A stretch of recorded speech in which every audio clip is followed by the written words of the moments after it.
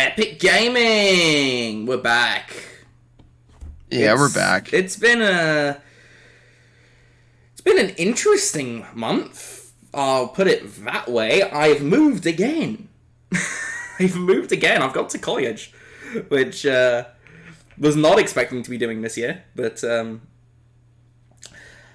it's all Assassin's Creed Shadows' fault. Yeah, life comes at you quick. No, seriously, I'm not even joking. I was writing the review for Assassin's Creed, and I was just like, I'm not enjoying this anymore. I gotta do something different in my life. And it's all the fault of Assassin's Creed. I'm not even joking. It's the fault of Assassin's Creed. And you still say it's a good game. It's a I think you still gave it like game. a 7. That's the problem with it. It's so mid. It's mid. It's not bad. Like, I don't think anybody can look at that game and be like, oh, it's fucking Suicide Squad level train wreck. No. It's a mid game. That's so funny, man. But no, Assassin's Creed Shadows actually was so ass, it got me to turn my life around.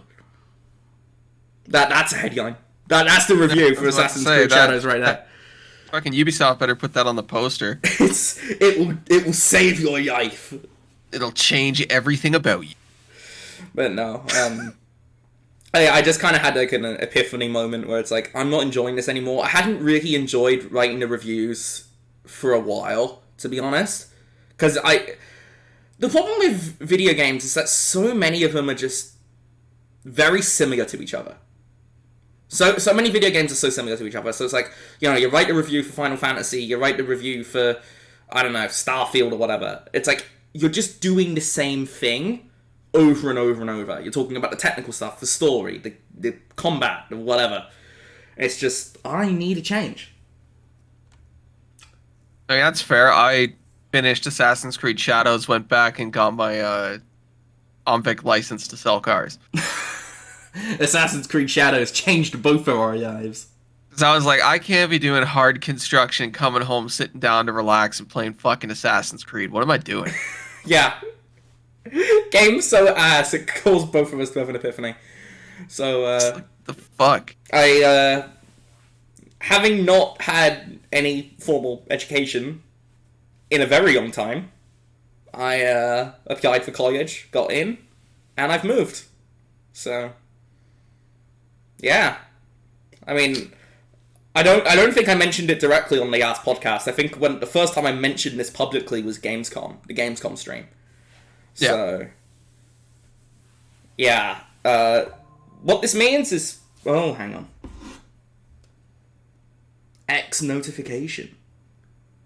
I don't care. That's nothing. What are we doing here? What are we doing here?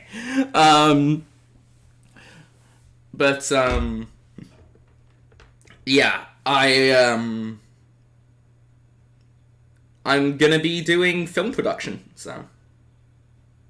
on Tuesday. So what this means is podcasts are probably going to be less frequent. Because I'm going to be very busy. And I'm going to be playing less games. So...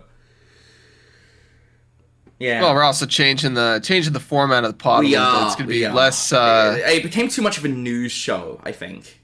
Yeah, I was just recapping a lot of stuff. Yeah, and I wasn't really enjoying that. So it's just... like, we'll still talk about... yeah, you know, like some of the stuff that happened at Gamescom, shit like that. Yeah, which I feel like is probably going to be our topic. But I think we'll put more focus on the actual stuff we've been playing and stuff, because that's more interesting, I think. Yeah. Our actual opinions, because we're better at opinions than you. That's not true. It's just me who's better at opinions. My co-host is absolute dog shit at them. Thanks. But, you're welcome, buddy. But, we'll say, because I'm in my new apartment, I have such a nice view out my window. Like you can see the London homeless, yeah. or... Oh, fuck you. It's like the forest and stuff with like the towers in the background. It's quite nice. Yeah, because you're not like the fucking dense part, right? Yeah. The college is, it is nice. Kind of the end of town, but my window's pointing towards downtown, so it's... yeah, so you guys, that is a pretty good view. Yeah. I'll send you a picture of it, yeah. I was down there working on an apartment building, like, right downtown. and the fucking Downtown view London? of Or Kitchener? yeah, London, and the view of that apartment just looked at another apartment, and they're very close. Like, Okay. so the view is just like the guy living across the way. And I was like, man, I just imagine because they built that second apartment after this first apartment. I'd be so pissed. You got like this great view of like the whole city, and then they're just like, "Nah, we're just gonna put another one right beside that shit." Brutal. Brutal. But what's going on with the Mafia footage? But anyway, is there anything else to mention in the intro before we hop into Gamescom stuff? No, I don't think so. You moved? It's going well? I moved. I actually moved 2 days ago. I literally set up the PC like an hour before this podcast, so... one of my monitors did not survive the move, which is a shame. Rip. Rip. Rest in peace. Rip to the monitor, bro. It's not even here anymore. I just told my mum, you might as well put it back in the car and take it back, because... I mean... There's no point having it here. Yeah, it's just fucked. It's not fixable either. It's like a big crack. It's like not viewable. Dude, I remember when I broke my CRT. Those things are hard to break, CRTs. My 36-inch CRT TV. We were moving it, and we loaded it onto the back of a truck, and it just like fell over in the truck, and the screen just fucking broke. Oof. And I was so sad. Well, dude. what's like? What's the game with like? Is it Mario 64 that's like an oof sound effect? Yeah, it's that like, and that was my OG. That was what I gamed on when I was like 9 to 14, so dude. The nostalgia with it too. I was like, bro, what am I gonna plug in my PS2? Yeah, the monitor that I lost was only like a few months old, which is almost more annoying because I just spent money on it. Yeah. So I ended up having to find a LCD that had the plugins so I could still plug in my old consoles. Everything at that time was HDMI. Yeah. So when would this been, like 2010? This was like 2012, 2013, I think. Okay. Anywho, Gamescom, I think. I think now's the time to do the Gamescom. You think? All the fun announcements. We did do a stream. We did do a stream. I remember saying on the stream, I thought it was decent. A decent show. And then I looked back at what actually got announced. And, there's, one game that caught my eye. It was an okay show, but I feel like it was an okay show because of, the updates to already announced games. You know, like Yote, Resident Evil, etc. Oh, we got to see more Blood of the Dawnwalker, which was cool. That wasn't at Gamescom, It wasn't at the opening. It wasn't at Jeff. No, it wasn't at opening night with Jeff Keighley. We already saw gameplay for that. It's whatever. I'm just so interested in this game. It's a cool premise. I'll give it that. But I haven't seen the gameplay, so I can't comment. And this has nothing to do with Gamescom, technically. It's showed off at Gamescom. I know, but when people say Gamescom, they mean Jeff. Let's be real. It's Jeffy boy. That's fair. One thing we didn't see was 007 First Light gameplay, which is weird, because they said we would see it later this summer, which makes me think a state of play is very soon. That's how bad Mind's Eye was. Maybe Mind's Eye was so bad they just want it out of people's memory before they do 007. I mean, Mind's Eye wasn't made by IO Interactive, but they published it, so. Yeah, and honest to God, that's that might be it. That might be the. It could be, but they did say gameplay reveal later this summer, and then I assumed a Gamescom, but it wasn't a Gamescom. So my guess is it will be a state of play in September. We'll see it. I don't know what my game of the opening night is. Looking back, mine would be quite easily Ghost of Yote.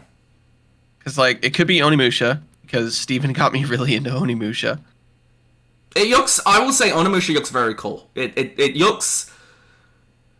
almost looks like a Capcom's go at like the Sony game, it seems to be like a lot more cinematic than the usual stuff. I mean, I guess Like, Resident Evil's kind of cinematic, but I'm not in the excited same that way. they're making another Black Myth game, but at the same time, I don't know when that's coming out. They said they are very early in development on it and only shared it because they share something every August 20th. So that's probably like four plus years away. Yeah, so it's really hard to get excited for a game that far out, right? Yeah. Project Spectrum looked really cool. The PvPvE one, like the psychological It thing. looks cool, but I need to see it in action before I get excited. Yeah, I gotta see what it looks like. But The one announcement that stood out to me, and I am 23 years old, is Lego Batman. And when the game of the show for a 23-year-old is Lego Batman, it's not a great show.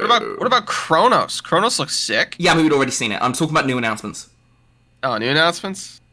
You also already show? knew it was coming out. Like, it already had a release date of September 5th. I mean, I'd take Bubsy. Bubsy was pretty... I don't care about Bubsy. Yeah, it's because you're young. Yeah, true. Lego Batman's more of the generation that... There's also that game they showed where kids.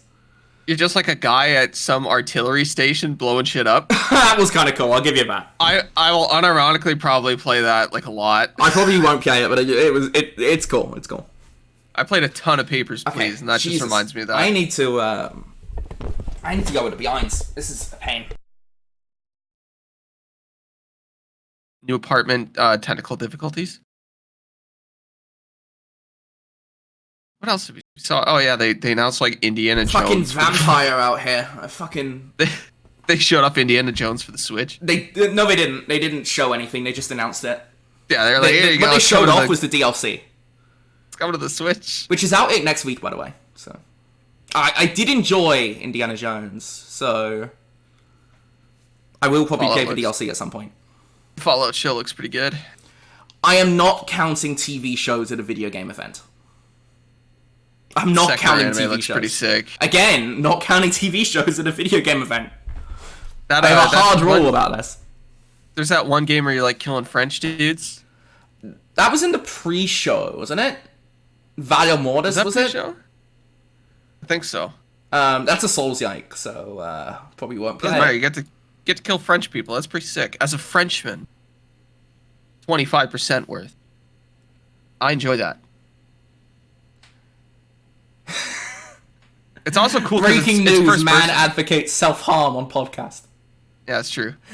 But it's first person, so even if it is a Souls-like, we don't really see first person Souls-like. Yeah, it's definitely a different spin. It's from the people that make Ghost Runner, and I only played the demo for Ghost Runner, but I really enjoyed it. So Ghost Runner was awesome. I didn't know it was the same guys.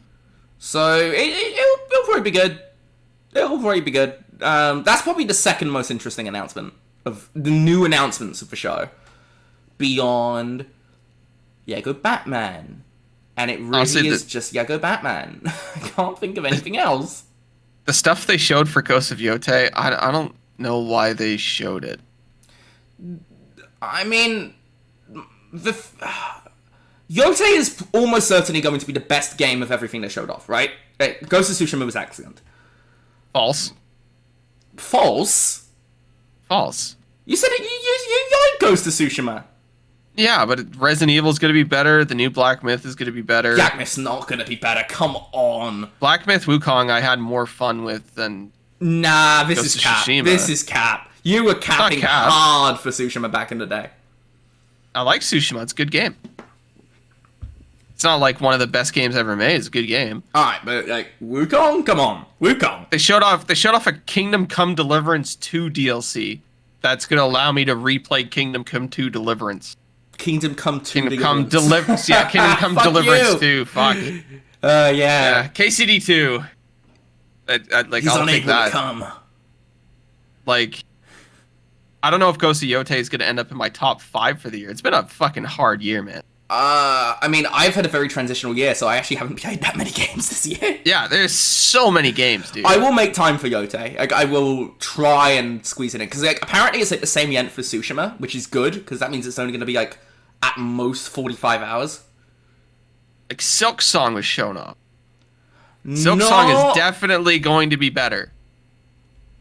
Okay, first off, sort of. They didn't show a trailer for Silk Song. They showed a snippet of it with Jeff talking over it. Yes. So, doesn't really count? It counts. It counts for its own event, because I think we should probably mention that Silk Song is coming out next week. I think that's It's coming out like next week. I think that's the most Silk Song gameplay we've had. Since the Xbox show like 3 years ago when they said it was going to be out in 2023. Yeah. But it's out like next week, which is crazy. Like, I don't know what... I'm very excited for it. Like, it's so rare these days that something like, announced and released in like 2 weeks. Oh, the last time I can think of something like that close happening was like Fallout 4. I think they announced it. That was 5 months. Yeah, but that was like a very short time frame. Yeah, it was June to November. That was not short. The Oblivion remake. Okay, yeah, but that's a remaster. That's different. A remaster, whatever. That doesn't count. It's not a new game. Like, still, it's just like, here you go. Hi-Fi Rush is probably the better example. Yeah, Hi-Fi Rush should be a straight shadow drop. That was such a mistake. Just shadow dropping a new IP like that. That was awful decision from Microsoft. Okay, people are posting clips of Lost Soul Side, and this voice acting. Oh, is dude, horrible. I saw that voice acting clip. Oh my god, it's so bad. So, I don't know, I'm just scrolling as we're talking, seeing fucking gameplay clips of like some kid getting kicked in the face. What the fuck is this game about? I saw that too. What is Lost Soul Aside about? I actually have no idea. I have no idea, because the title is so vague. Lost Soul Aside. Yeah, like, it's sitting at mixed reviews. Yeah, I should probably mention, we were talking about this before we started recording the pod, and I put out a tweet earlier this week. It's like, Sony are putting this out, because it's like a first-party Sony title. Well, they don't own the studio, but they're publishing it, so it's like second-party, but whatever. There's no difference, really. Sony are putting this out, and they are doing, like, no marketing for it whatsoever. It is not anywhere close to the top-selling games on Steam right now. Sony have done more marketing for Borderlands 4, which they're not even publishing, than they have for their own self-published game. Like, right now, it is getting outsold by a lot of games that are just on sale. I reckon Sony knew it was kind of ass. Yeah. Like, I reckon Sony knew. There's more copies being sold right now of The Last of Us Part 1 and Persona 5 Royale by a wide margin. They're on sale. Okay, well, but that's just PC gamers for you. They only buy games on sale. But even, like, Madden, like, NFL 26 is higher up. And that's a $90 game. Ew! Like, it is getting absolutely Do you remember crushed. when Stayblade came out? And Yeah. Stayblade came out around the time that the NHL playoffs were on. So I was watching a lot of hockey, which means I was seeing a lot of ads. And oh my god, every advert break, there was an ad for Stayblade. Like, every single advert break. And when Astrobot came out, they like, marketed it heavily with the Champions League. So, and Death Stranding as well. And when Death Stranding came out, there was, like, YouTube ads for it all the time. Did Death Stranding have, like, a fucking Super Bowl spot? Or is that the first one? I think you're thinking...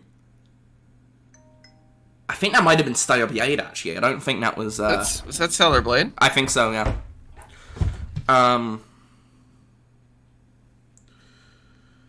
Yeah, because I didn't even know it came out today until you told me. I mean, I put out a tweet, and it's like... I mean, there's 3 reasons why I think they know this is ass. Number 1, they're burying it between the Metal Gear Solid remake, Borderlands, and, like, other smaller games like Shinobi, Hell Was Us, whatever. It's a very crowded window, and Sony are doing no marketing for it. Yeah.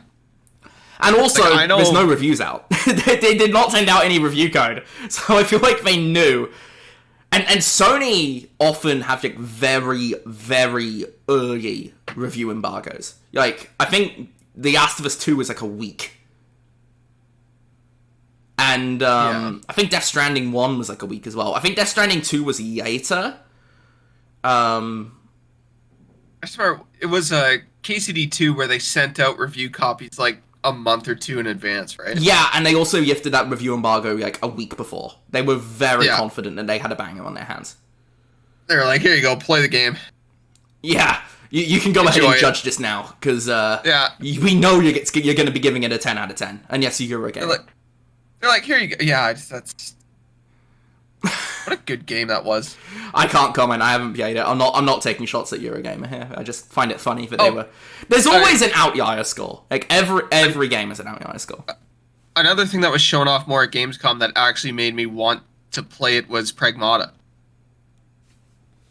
I don't think we saw that at opening night live, did we? I think no. It was shown off later. Like there's gameplay now, like a good 20 minutes. I didn't see it. I do think it looks like a good game. But, like, I had no interest in that game at all when it was first shown off. And then, and like, now you do. Coming back and watching some gameplay, I'm like, okay, no, like, alright, you got me. Yeah. But wasn't that game supposed to come out? Like, it was, like, 2022. It was 2022. They announced it at the PS5 reveal event. Yeah. And then it just went radio silent for, like, 5 years. Capcom, baby. What was it? Was Deep Down a Capcom game? Back in the day? Deep Down? No, that was Sony first party, wasn't it? Deep Down game. Yeah, Deep Down was Capcom. It was Capcom. Yeah. That was at the PS4 reveal event. And then they eventually got cancelled. They just canceled it. Yeah. And they showed off, like, 30 minutes of gameplay of that game. Also, that game looks really good now that I'm just scrolling through the gameplay right now. That's exactly the type of game I'd play. Well, this is just what Dragon's Dogma 2 was. People were saying it was like Dragon's Dogma, yeah. It was like a spiritual successor to Dragon's Dogma. Yeah. I like Dragon's Dogma 2. I still stand on that hill. Yeah. It was a pretty divisive one. I mean, the performance for it was awful. Like, the performance for it was genuinely awful. It was more like Dragon's Dogma 1.5. Than it was. It wasn't like a soft remake, I heard? Kind of. It was sort of a remake, which I think people were not expecting. It's really hard to make a sequel to Dragon's Dogma. Like, I get it. Like, they could just make another... If Dragon's Dogma 3 is literally the same story again, but in a different world with different characters and a bunch of different shit, like, that's fine. That's what you have to do. Because the whole point of Dragon's Dogma is Dragon shows up, one person gets picked, that guy can now kill the dragon, and that's it. That's the story. So it's like, no matter what, like, how much you want to change it, it's still, at the end of the day, going to be, oh, this guy can kill the dragon, so we got to put our shit behind him. What is going on with the bitrate of this Mafia footage in the background? It's just trying to give people the authentic Mafia experience of looking like shit randomly and crashing. Yeah. I mean, we'll get into Mafia. But, that would be its own block, I think. Dude, fuck. That's... I think, when we were talking on stream at Gamescom, I was a couple hours in. Yeah, we'll talk about this in a bit. We'll give this its own block. It's like, fuck. But, yeah, I think my game of show was Yote, but I also wasn't particularly impressed with what they showed off of Yote. I'm confident it'll be a great game, but I'm not confident. The problem is, it just looks so similar. So similar to Tsushima. It's like I said before, like, I don't know why they showed what they showed. I feel like I mean, it's a sequel, right? Sequels are often very similar, but I feel like, particularly right now, when I'm literally moving away and starting college because I feel like I need different shit in my life. The idea of, like, another Ghost of Tsushima is not appealing to me. Playing the same ass game. Yeah. I'm sure it'll be a good game. Like, I have total confidence in Sucker Punch. They have never made a bad game, Infamous Second Son. But, no, come on, it wasn't bad. Mid. It was like a 6 out of 10. Give it like a 7. 6.5. That's it. I think I gave it a 6.5. Fair. But, they've never made a bad game. Like, worst case scenario, that's what Yote ends up as. And I think it's also just because I played Assassin's Creed Shadows this year. And that's They also also came very out- similar. Like, they also came out swinging. Like, it was literally Sly Cooper 1, 2, 3, Infamous 1, 2, 3, and now Ghost of I think Tsushima's which the I best game. assume. Like, I think Tsushima's by far the best game.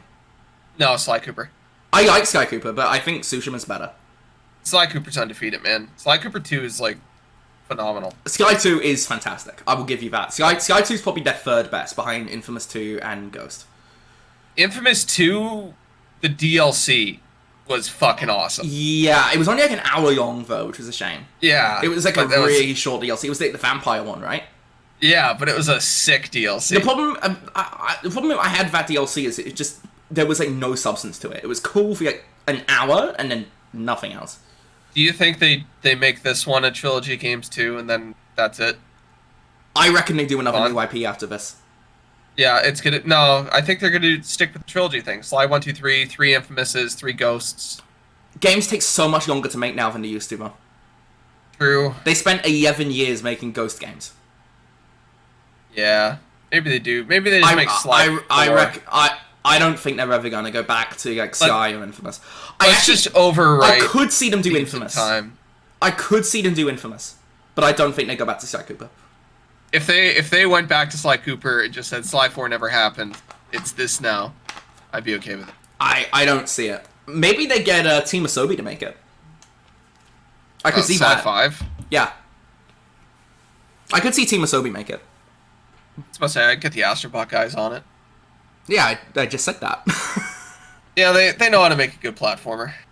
I mean, you were asking off pod when was the last time Sony got a W, and I answered Death Stranding 2, but like even before then, Astrobot was like less than a year ago.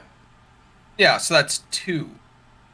Yeah, but those are like 2 big W's. It's like a Game of the Year Yeah. winner and a strong contender for this But year.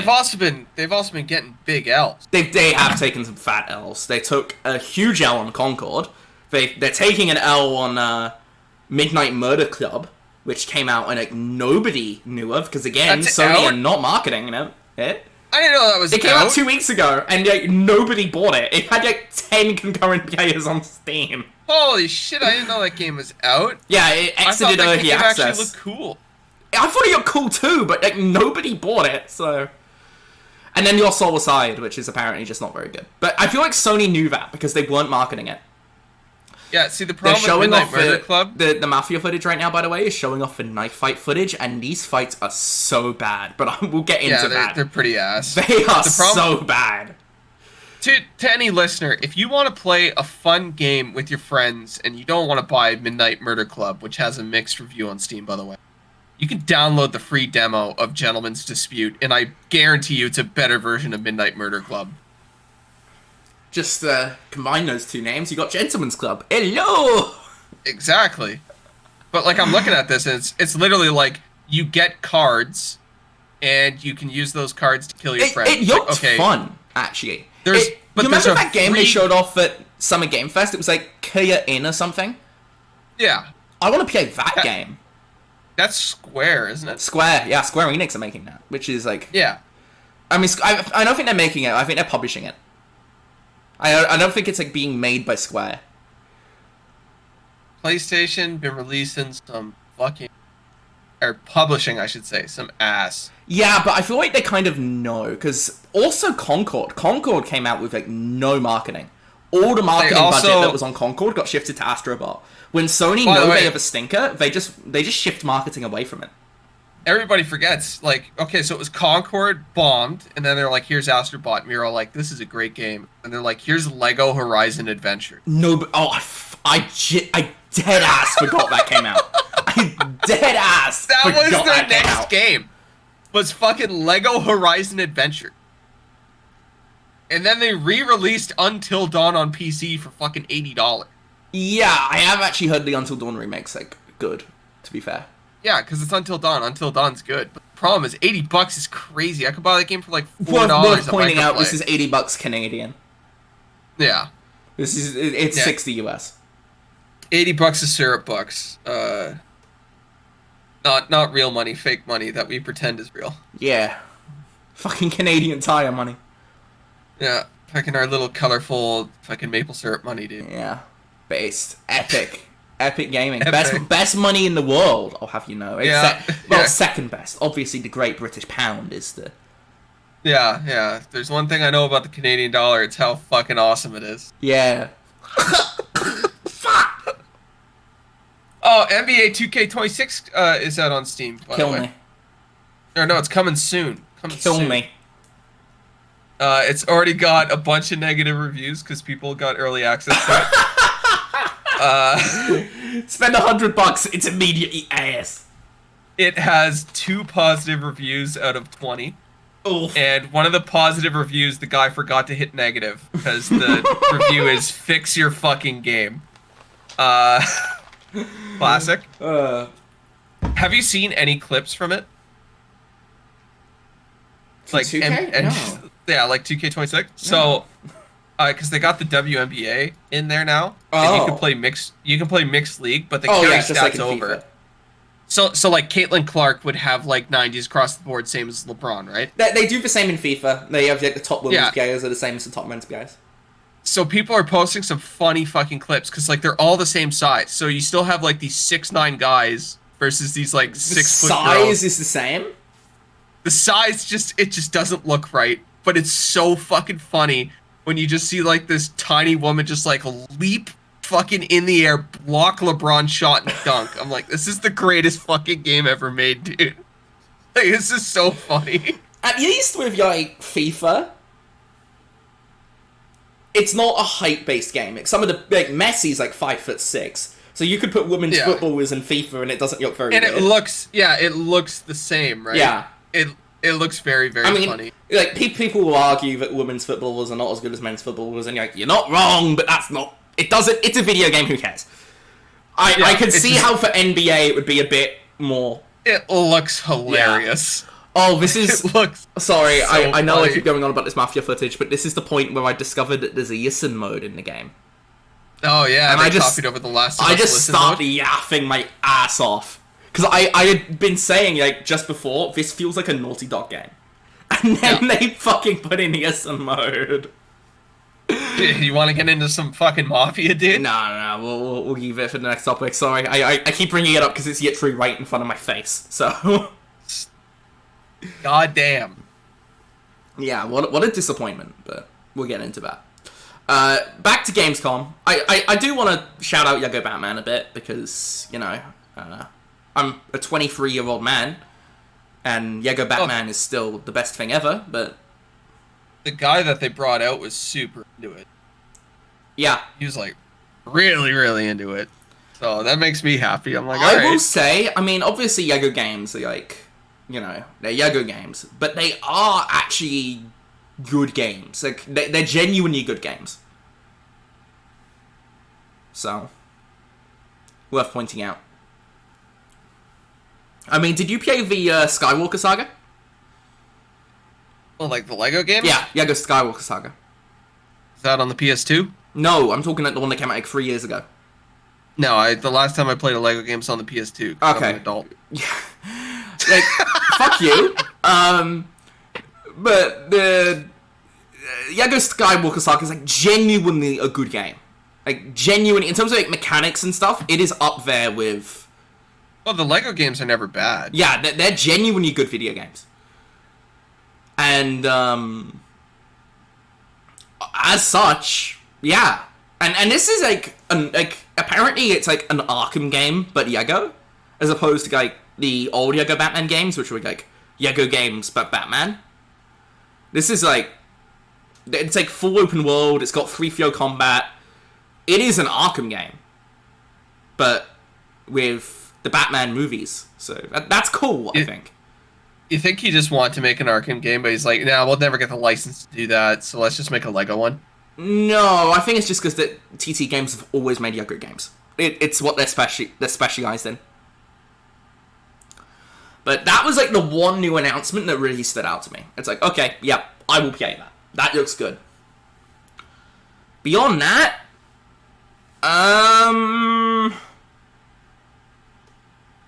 I don't know, actually. To be honest, I can't think of another one. Like, the thing about Gamescom is, like, it was an okay show, but with the exception of Lego Batman, all the cool shit they showed off, like Outer Worlds 2, Ninja Gaiden 4, Ghost of Yotei, Resident Evil, it was all stuff we'd already seen. Even Beyond the Dawnwalker. Yeah, like, that's the thing, is that it was more about showing games that we've already seen, when a lot of people are going in expecting to see a lot of new shit. Yeah, so, like, I think it was, like, a 5 out of 10 show, I think. And it, on paper, higher than that, but because there was, like, very few new announcements, I'm gonna say 5 out of 10. I'll still give it, like, a 7 or an 8. Fair enough. And we have different views on it, that's fine. Yeah, I also liked a lot of the games that they showed off. Like, even the smaller indie stuff, I was really... What did you think of Requiem, Resident Evil? We saw a bit of gameplay for that. We saw a little bit of walking for it, that's about it. Well, there was more gameplay shown off later, wasn't there? There might have been, I don't know. Because I think I saw clips of... Yeah, I saw clips of I saw clips of third gameplay. person. Yeah, I did, now that you mention it. Yeah. So, like, it looks really good. I don't like getting chased by shit in games, so I know it's going to scare me. That's, like, pussy. my one... I just don't like getting chased by shit. Like, Resident Evil 2 Remake, when Mr. X fucking chases you, I hate Pussy! that shit. I hate that shit so much. Like, I can go watch any scary movie. I'm fine. Whatever. I can play Dead Space. Oh, speaking of scary movies, we're going to talk weapons later. But, like, fucking... The second something's chasing me in a game, it doesn't even need to be a hard game. I just don't like getting chased. That shit freaks me out. Pussy! Oh, it's my thing, man. And I think it goes back, even when I was a kid, I didn't like it. I was like playing Sonic Adventure 2 and a ghost chased me. Get the fuck away from me. I don't know why. Anything else worth mentioning from Gamescom? Gamescom. Monster Hunter Wild Final Fantasy 14 crossover, because... Yeah, that was a Capcom great bathroom break. That was a great bathroom break. I timed that well. Capcom knew I was watching, and they were like, hey, here's your 2 things. And I was like, thank you. Anyway, speaking of good Capcom games, Onimusha looks pretty cool. Onimusha does look sick. We mentioned that off-pod, but... Was it off-pod or was it on-pod? I can't remember. I think both, but... I have never played... Black Ops 7, kill me now. Okay, so I thought Black Ops 7, I was like, okay, you know what? The trailer actually doesn't look bad. Okay? We got some military I'm just dudes. bored of it. Sick. They announced that all the skins carry over from Black Ops 6 to Black Ops 7, which is a good thing. And then Then they got rid of it. But, like, I'm not going to play it. I don't want to be running around a multiplayer getting killed by Beavis and Butthead, especially after playing fucking Battlefield 6, which was so refreshing. We'll also talk about playing that. As a nameless soldier bleeding out in the middle of a giant battle was awesome. I loved it. Epic. It was epic, dude. It was epic and based. I like playing as a dude that wears fucking fatigues and gets shot. That's it. I don't need to be fucking Stan from American Dad. You know? One other thing to mention. We got a release date for the Xbox Ally thing. Yeah, I'm not... I don't care, but it's worth mentioning. Yeah. It's gonna be bad. I don't... I've said this before, I'll say it again. Yeah, something Xbox, drivers, something public transit. Yeah, Xbox guys don't portable game. They drive. Yeah. They don't live in the city. PlayStation guys live in the city. As noted, as our resident PlayStation fan just moved to a city. Yeah, I moved to a significantly larger city, so... Yeah, where you will probably take public transit. I will, because I have free public transit in my student card, and I do not have a car. Fuck Exactly. you! Fuck you! Exactly. All my buddies drove in to college, which is so funny to me. I had a guy that I went to school with, big Xbox dude. He lived 40 minutes away from the school. He'd drive in every day. That's not too bad. Yeah, but it's like he just didn't want to live in the city. I literally live across the street from my college, which is nice. I can literally just cross the street and I'm there, which is good. Yeah, no particularly given I have 8 a.m. nice. classes, yeah. Yeah, that used to be the worst, man. I had a class at 7 in the morning, and it's like, I gotta get up and get to school. My days are all 8 or 9 starts, but I'm also done by 2 p.m. every day. That's good. So that's good. That's pretty based. My Fridays, I had an 8 a.m. class and a 7 p.m. class. I think I have an 8 a.m. class on the Friday. Yeah, let me actually look it up. I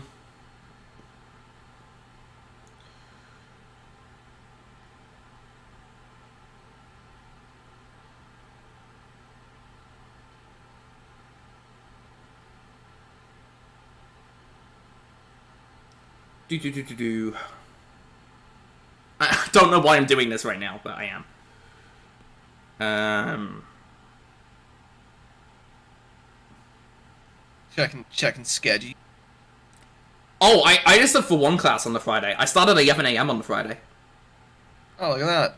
Based. Let's go. Hey, get to sleep in. Fantastico. I also get Thursday off, so I'm gonna get shit-faced every Thursday night. Let's go. Authentic college experience. Playing Black Ops 7 and getting shit-faced. Oh, fuck off. I'm not playing Black Ops 7. Oh, it's on Game Pass, so I'll have it, so. Guaranteed any guys you meet are just like, let's play some fucking Call of Duty. Kill me now. Jesus. Yeah. If I can get some guys for Battlefield, hell yeah. But Call of Duty kill me. Stick. Should we talk about that? I think we're done with Gamescom. So you wanna transition to Battlefield stuff? Fuck yeah, let's transition to Battlefield stuff. Right. I played fucking. Let me check. I only played a few hours of it because I don't usually like playing betas because I like my progress carrying over. But I did play a few hours of the Battlefield 6 beta and I had a really good time. I was really skeptical of Battlefield 6, to be honest, because of the nightmarish development cycle. Have you heard the budget on that thing? It's not my, It's like over $400 million, apparently. What, for Battlefield 6? Yep. Good. And it's paying off so far. They will find a way to fuck it up. I promise you, they will find a way to fuck it up. But I played like 30 hours of Battlefield 6. It's a good game. It's a very good game. It feels like Battlefield is actually back for the first time since like Battlefield 1. Like, it was, again, like I said before, it's awesome playing just as a nameless soldier, doing your thing, fucking repairing some shit, getting points, capturing flags, shooting people. It's awesome. It's cool. Like, everything felt good in that game. All the guns felt good. Everything felt good. Shotguns are a little broken. But that's why you do betas, right? Yeah, like, shotguns are a bit OP. I played with some friends who have, like, never played Battlefield. Like, they're just diehard Call of Duty guys. And they really like the fact that capturing objectives and doing shit like that put them higher on the scoreboard than just going for kills. I'm like, yeah, like that's the whole point of Battlefield. It's like you can either, like, kills are still really important, but if you're just an engineer repairing tanks and capturing flags, like with a little tank crew, like you're contributing just as much, and that's what makes it so good. It's like no matter what style of play you have, you'll contribute in some way. Okay. That being said, I drop like 30 bombs every fucking match, get on my level. Will say, one negative I have, and this isn't really a negative of Battlefield 6, this is more a negative of you, Connor. Word. The PC lobbies were not fun to play with as on a controller. Yeah, I get a better PC. I had a lot more fun playing solo. Because I was crushing the console lobbies, and then I played with Connor, and the PC lobbies just kicked my ass. Yeah, Rush needs some tuning too. Yeah, Rush needs a bit of tuning. I think the problem is the maps that were in the beta aren't the best for Rush, and because it is a beta, they're still figuring out where to place the flags and how to balance the map for Rush. But specifically the peaks one, like the frozen area, we could not get out of spawn for a while. It was bad. Didn't we win that game in the end? We did. We won that game. I think we actually won that game. Yeah, after the first section, it was such a steamroll. It was unbelievable. Which means that if the other team was good, we would never have gotten out of it. we would have never gotten out of that. But literally, they fucked up once and then they just lost, and that feels bad with Rush. Like, it should be.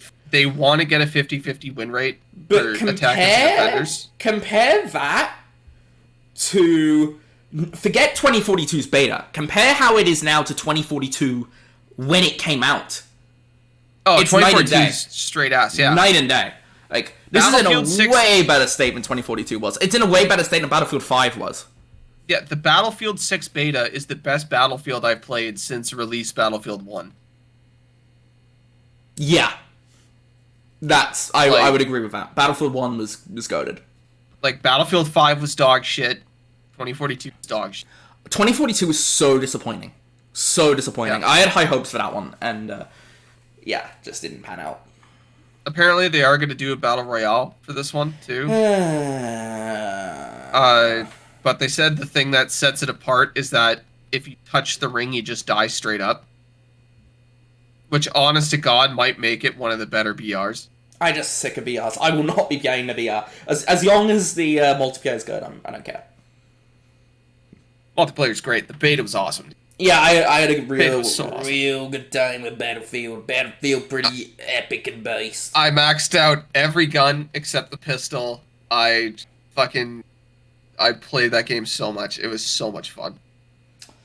Yeah, I had a great time. Like, I would finish all the stuff I could as quick as I could to play more Battlefield 6. I mean, I didn't play that much of it. I only played a few hours, but my impressions are also very positive. Yeah, so if you have really good impressions with a couple of hours, and I have really good impressions with like 30 hours, that's a real it's going to be a great game. Yeah, it's going to be. It's also out like very soon. It's like October 10th or something. October 10th. That is the. So I'll probably be at my new job by then. So that's going to be fun. I'm going to be like 5 weeks into college by then. Yeah, I'll just be like every day going and itching like, all right, let's fucking get this day done so I can play some fucking Battlefield. Right? Yeah, but if we play again, you are using a controller. Like, I am not doing those PC hobbies again. Why don't you plug in a mouse and keyboard? Because I prefer playing on controller. Not Battlefield, bro. Come on. I would actually be worse with a mouse and keyboard than a controller on mouse and keyboard hobbies. Just play Conquest. Play Conquest. First off, Breakthrough's better, but secondly... Conquest is the best mode. No. It's the best mode in Battlefield. The problem with Conquest is like you just don't have like any control over what happens. Yeah, you do. No, not really. One player cannot tilt a Conquest game. Oh, false. I did it all the time. Well, it was me and my squad, but... Yeah, your squad, exactly. If your squad is ass, there's nothing else you can do. But like, if you're solo... and you're just really good at it, like with a tank, or you're really, really good at holding a single point down, yeah, you can change the outcome of a match. Nah. Like, I forget what the map was called, but it's where C's like directly in the middle, and it's kind of open on all sides, and the two buildings are collapsed. Is that the Cairo one? With the bus. Yeah, with the bus. I think that's like Cairo. Yeah, so like if you can hold down the building and just camp C really hard and just keep enemies out of it, like, yeah, you can definitely change the outcome of that match. Or if you can backdoor and go to E or D, then yeah, because you're going to draw so many people away that your team will take over the rest. So yeah, I would say most maps, one person can make a difference. The city map, like New York or Manhattan or whatever, no. One guy can't make a difference. You need a whole team. Yeah. But Peaks in Cairo, for sure, you can swing a match. But especially Peaks. Yeah. I will not be playing this with Connor, and yes, he budgies on the controller thing, because... Come on. It's Battlefield. I'm not... Dude, those lobbies were kicking my ass. What if I just lie to you and say I'll notice, because it says so in the menu. What if I just plug in a controller and then halfway through the match just switch? You can't, actually. They yock... Just like Call of Duty, they yock the... That's so input. stupid. No, they do it in Call of Duty as well, because for balance reasons. It's so That's people can't stupid. cheat and end up on controller lobbies. That's... Because if you did that, if you did start a match with controller and swap to mouse and keyboard, you would be playing mouse and keyboard on a controller lobby. Wasn't that a problem with Overwatch back in the day? Because you could play mouse and keyboard on PS4. I think so. Yeah. There's guys just because there was no crossplay dunking. at the time, so it was like Yeah. PS4 with their own servers. You're just slaughtering kids in Overwatch. Like Yeah. nobody can touch you. Like Overwatch is like I am actually like Overwatch is one of those games I'm like way better at on controller than I am mouse and keyboard though. Because I've played so much of it. I'm just so used to the controller setup. I'm better at FPSs with controller than keyboard and mouse. I just prefer using a controller in general. It just feels more natural to me. I got one of those fucking heavily modded controllers that can cheat my way to a win. I used to use it to piss people off in Call of Duty. Fuck you. Fuck you. Guy randomly admitting he breaks TOS. I have one of those, it's got like the auto fire trigger, and it's got like it's got a bunch of shit on it. Isn't that Got, like against chips. TOS? I have no idea, probably. I think you actually just admitted to cheating. I think you have maybe, I don't actually know. just admitted to cheating, bro. You probably should have kept your mouth shut. No, it's fine. I've had that controller for like a decade. When did the Xbox One come out? Well, are you talking like scuff controllers? Because scuff controllers are fine. No. This is like a heavily modded controller with an actual little chip built in that does all the inputs for you. That is crazy, bro. Nah, that's fucked. That's fucked. Yeah, it's crazy. I do not support this. It's crazy. You're a dude. bad person. It's very funny. It's very, very funny. Like, I could shoot... I remember Apex, because we tested it out in Apex. I could shoot the guns faster single fire than full auto. Dude, this is fucked. Yeah, dude, that controller's fucked. I haven't used it in forever. It's just kind of sitting on my wall. Good. Never use it again. Bad. Oh, dude, You're a bad person. I don't have the inputs anymore. I don't even know how to turn it on. Yay! Fantastic. Fuck you. You have to like enter codes and press buttons on the controller to turn on different settings. EA, this guy cheated in Apex. Ban his account. Ban You his don't even know account. which Apex account it is. Now he like can't play 6. Battlefield. Yeah, I'm gonna use it in Battlefield. You totally need to cheat in Battlefield. No, it's Actually- the thing is, if you get banned from one EA game, you get banned from all of them. Oh, really? That's depressing. Yeah. So, did you hear that some guy got banned from Overwatch 2 for calling somebody a noob? What? Yeah. Dude, fuck Blizzard, man. he got banned for calling somebody a noob. That was considered toxic hate speech.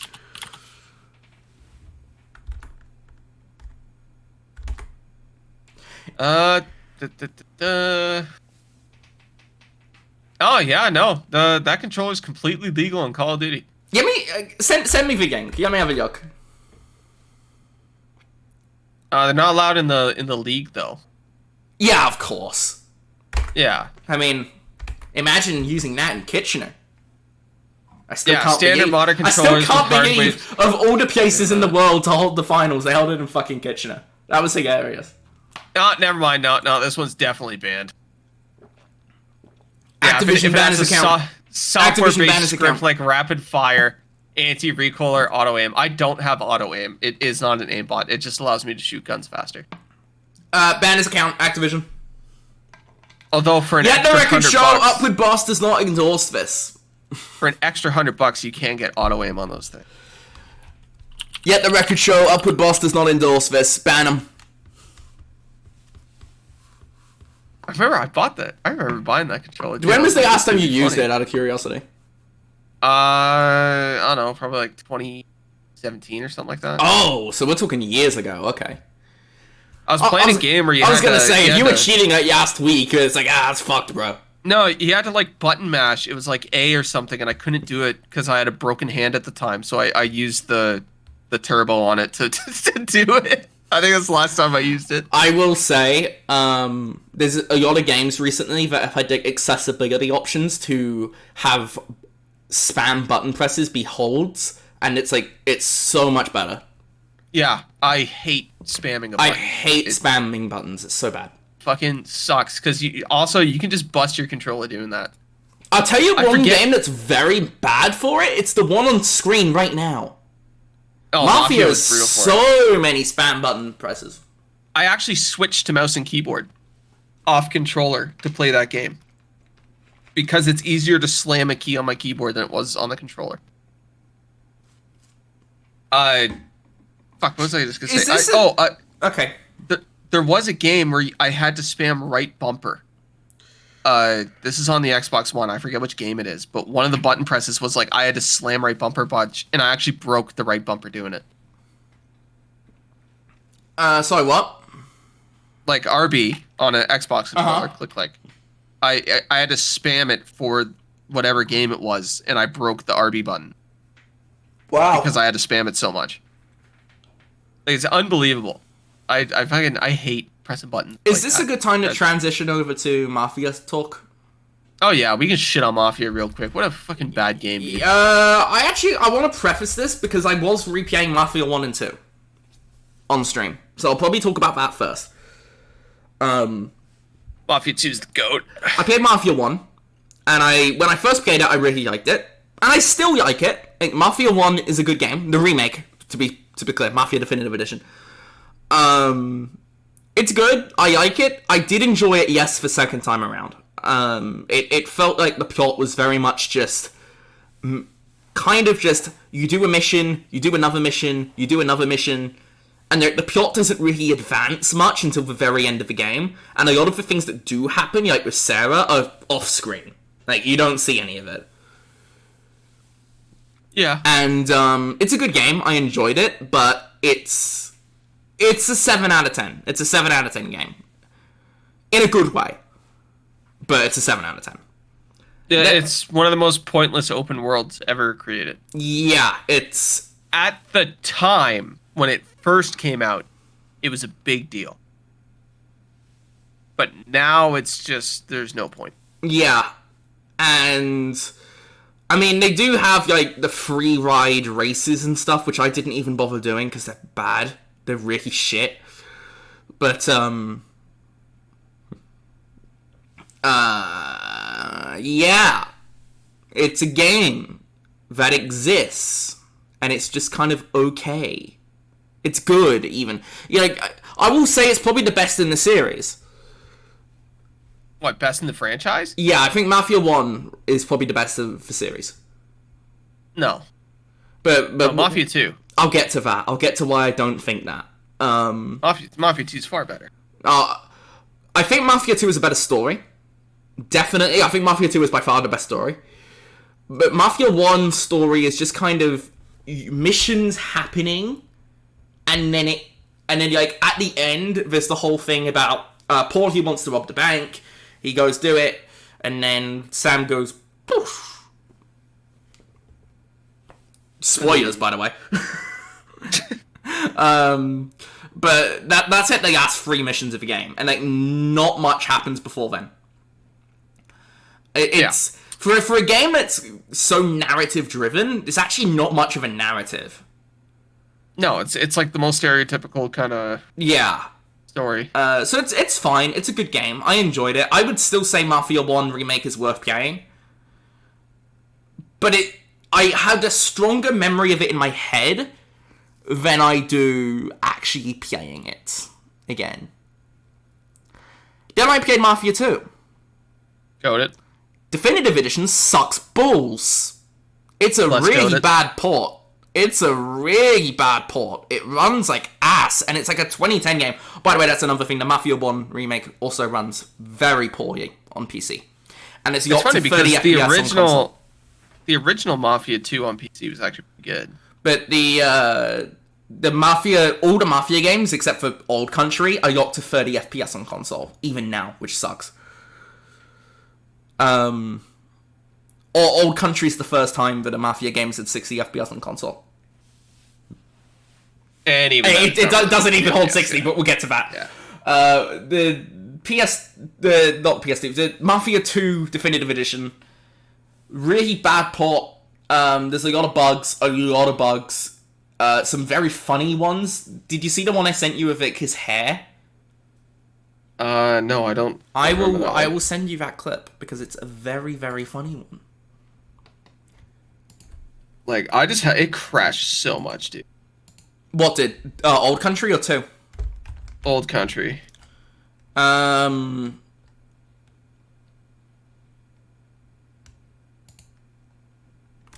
Right. Share. Copy link. Discord. Connor. Wanker. There we go. I've sent you the clip.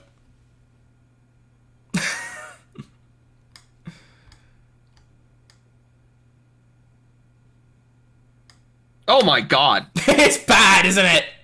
Yeah. What the fuck happened to it? Yeah, you got some visual bugs. That's brutal. That is, And there was another one, too. I'll send you the other one. This one's probably even funnier, actually. But this one didn't happen to Vito. This one happened to just some random NPC. Like, the... Mafia 2 is the best one for a couple reasons.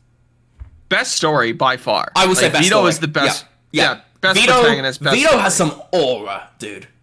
Like, Vito's goated. Anyway, let me know when you've seen the clip. The second clip, I sent you. Oh my god. Like I said, it's a very shoddy port. Yeah. It's a... I'm just looking at it again now. But it's also it's the only Mafia game where the open world really actually kind of makes sense. Actually, that's actually one of my biggest criticisms of Mafia 2. Okay, so yeah, I'll actually get into this, because best stuff of Mafia 2, actually quite funny. There's not many video games that are funny. But Joe is hilarious. Is a funny guy. He is actually... It's honestly a comedy game. Like, it is. The fucking scene where there's... Hey, what the fuck? Connor? Oh, disconnected. Disconnected.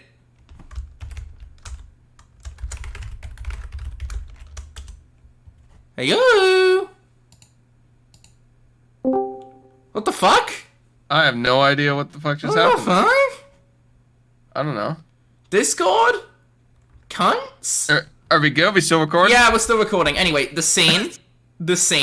Where they're selling cigarettes off the back of the truck, God, and yes. the fucking and the greasers come up with the cars, and they throw the firebomb, and he's like, "What are you gonna do about it?" And Joe's like, "I know exactly what I'm gonna fucking do about it." He just shoots the guy in the head, and all the racers are like, "Oh shit!" There's another one. They're in the car with Tomasino, and they're talking about church. Oh god! And it's like, oh, you're going to hell. It's like, yeah, I'll see you motherfuckers there.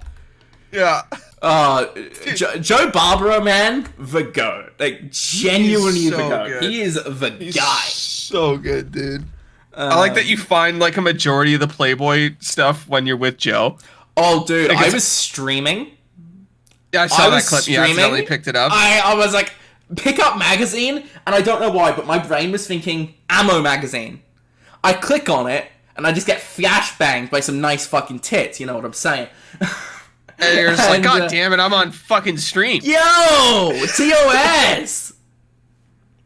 There were some nice tits, though. Just saying. Just saying, Daniel Vavra. You got some taste, brother.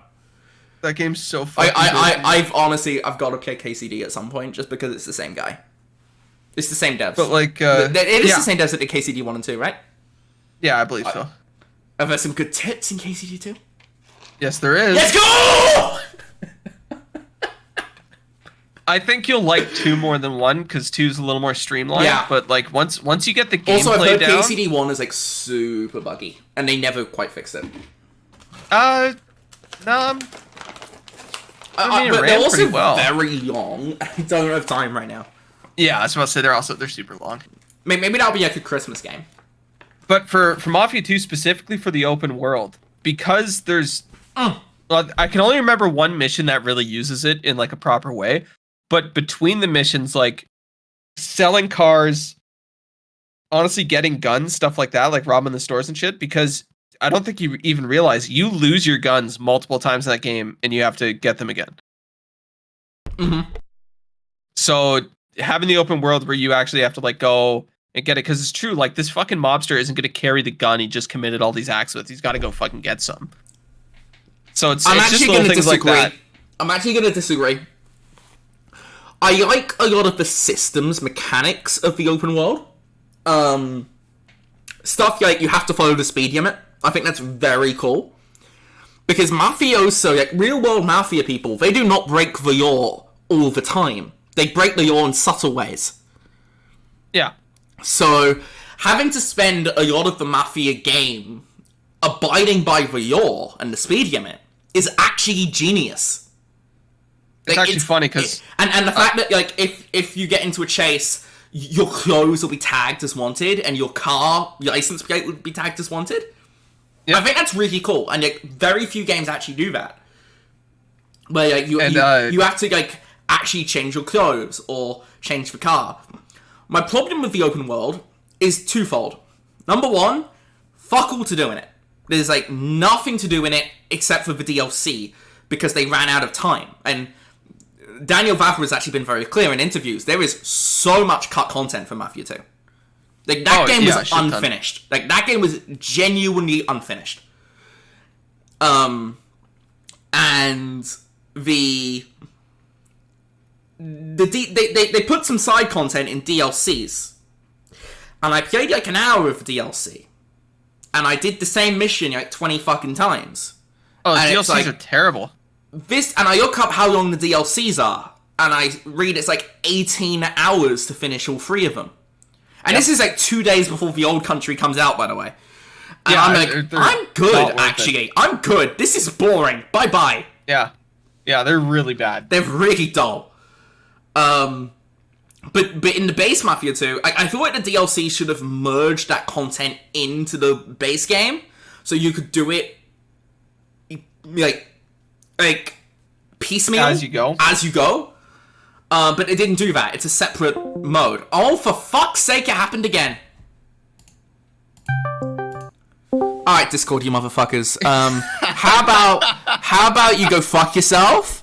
You massive cunts. You massive cunts.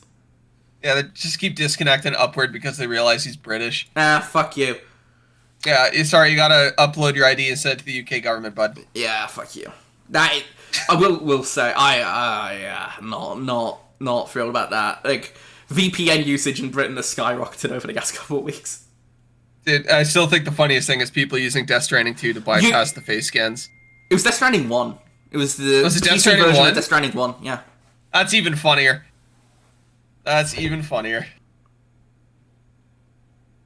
But yeah, no, I'm gonna say Mafia 2 is the best one. The hotel shootout scene, where you're posing as the window cleaners. Oh, and you do so the whole good. shootout. Oh, like and then they have a conversation on the elevator outside, not the elevator, but like the window cleaner thing. And he's like, "Oh, it's fine. We're not gonna feel it." And then it just BS out of nowhere, and they just get knocked. And then Vina goes, "Oh yeah, we're not gonna feel it." And you know what's crazy? I remember all this. I just popped open Steam. The last time I played Mafia 2 was March 23rd of 2014, over a decade ago, and I can still remember scenes and lines from that game.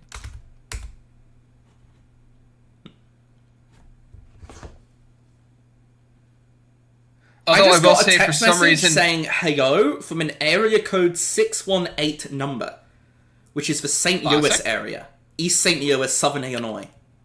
So hit him back with a yo, man. What up? Who is this guy? I'm so confused. Why am I getting a text message from Southern Illinois? No, somebody wants to hang out. I don't know about that one. I haven't actually met any of my roommates yet.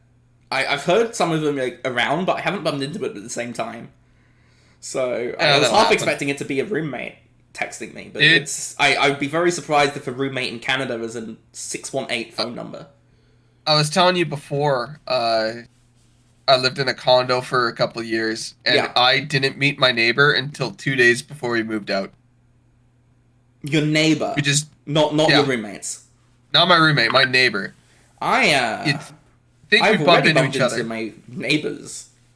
Yeah, I did not see my neighbor for 2 years. That's quite funny. But, what was I saying? Mafia 2. Good game, But I do think, and there's one specific area where the game really, really hasn't aged well. The gunplay is dog shit. It's very bad. Even by Xbox 360 standards. The gun's very bad.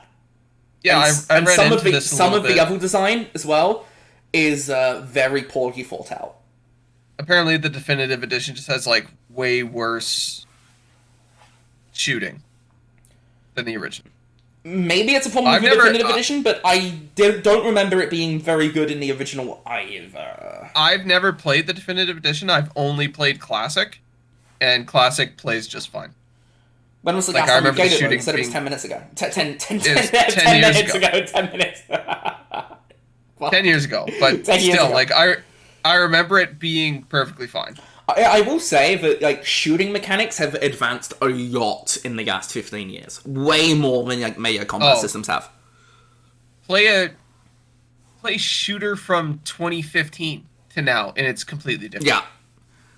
Like Destiny 1 is when games really started to shift shooting mechanics. Yeah, Destiny 1 was like generational shooting mechanics. The rest of that game kind of sucks, but like the shooting mechanics in Destiny 1 are like, what? Well, like it's funny, like even if you, because I replay all the Halo games all the time. Yeah, we need to do that someday. Going from like Halo 1 to Halo when MCC Infinite comes out on PS5, we'll do it, because, you know, Halo's the best Sony franchise. Yeah, Halo is one of the best franchises. Yes, I agree. PlayStation, but it's PlayStation's now.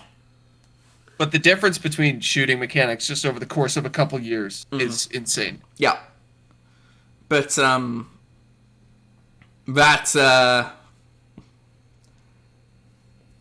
even we can go back to Battlefield 6. Battlefield 6 is shooting is so fucking good. Oh, another thing I do want to point out, and I'm going to go full Sony pony here. The way the game uses the DualSense haptics and adaptive triggers is fantastic. Like, I honestly, whenever I play a game with haptics, because I was playing it at the same time I was playing Mafia, the old country, right? And they do not use the haptics at all. It is such a big difference for immersion. Like, it is so good when games actually use it, and it's typically only Sony's first-party titles that do. So to see a third-party game, like, actually use the haptics, and, like, it's so much better for immersion. See, it's funny, because I turn off haptics. I know you do, so this doesn't apply to you at all. But I really like the fact that Battlefield 6 uses it, because I really do like it. Like, maybe I could use it in Battlefield 6, because I could just keep the controller plugged in, but, like, the battery's bad enough already. I will say, yeah, the battery is, like, the one big downside of a DualSense. Well, that's been Sony's thing for years now. Yeah, but bad batteries. It's not good. Starting with the second version of the fucking PS3 controller, their batteries went to shit. And it's just been like that ever since. Yeah. That's why I don't knock Xbox for keeping the fucking AA's. Oh, I hate AA's. Honest to God, Nintendo did it the best. Nintendo was the best. Well, the Pro Controller has like 40 hours of battery life. That may be true, but it gets docked by the fact that their base controllers are ass. The Joy-Cons are ass. And the Joy-Cons are going to default. I'm talking about the Pro Controller. So you're saying that they have the best and the worst controller? No, the Joy-Cons aren't the worst controller. The PS4 worst controller. The Joy-Cons are way worse than the PS4 controller.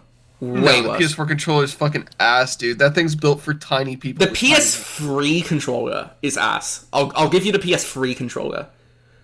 Gen 1 or Gen 2? Both. I'd say Gen 2 over Gen 1. I think Gen 1. They're both bad. I also just don't like PlayStation controllers in general. I don't like symmetrical thumbstick. Yeah, that's weird to me, to be honest. I don't know how somebody would prefer asymmetrical thumbsticks.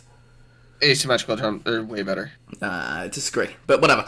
Anyway, maybe Mafia it's 2. because when I grew up, I had like N64 and a GameCube and an Xbox, right? Yeah, you got to go at 4 o'clock, right? Yeah, I do. We should probably stay on topic because we're gonna run out of time. Yeah. Mafia, the old country. Yeah, I do want to finish up on Mafia 2 real quick. So Got it? I do like the story. I do think it also plays a little bit too into I did this thing, then I did this thing, then I did this thing.